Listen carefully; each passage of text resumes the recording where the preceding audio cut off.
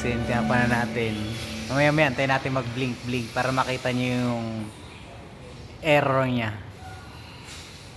Tapos yung isa ito, kaya to cleaning lang naman yan.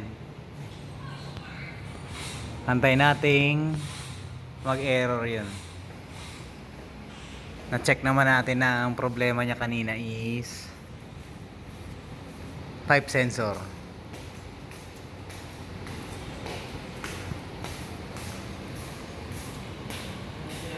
Tayong check upin na cassette type Daikin inverter. Nag-e-error siya, nag-blink yung timer niya.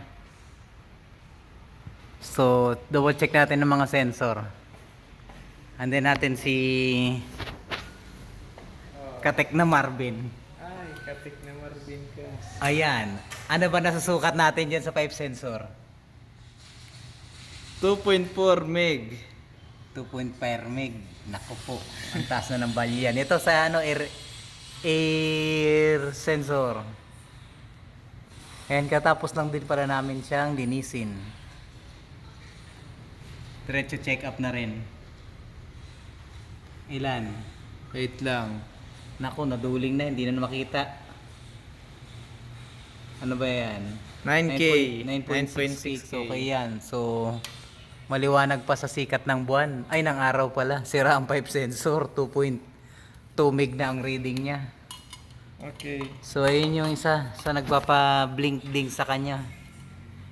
Ang nangyayari pala sa kanya, umaandar ang compressor ng mga 5 minutes tapos namamatay din ulit. Tapos hindi na siya andar. Ayun.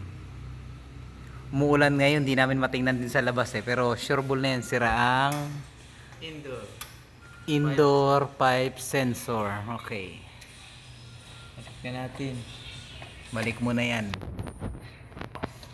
Videohan pa rin natin. Para mabahaba, pumasok tayo sa Ayan. 5 minutes na no, na video. 1 minute pa lang yung video natin eh. Para hindi na natin i-edit. Ayan na. Hindi na po alam kung paano ibalik. Ayan. Tayo dyan. Ito pala ang model niya. Picture natin ang model niya para sa service report. Agoy, hindi ko makita. Ayun. Video ang ginawa ko eh. Nabounce ang ilaw.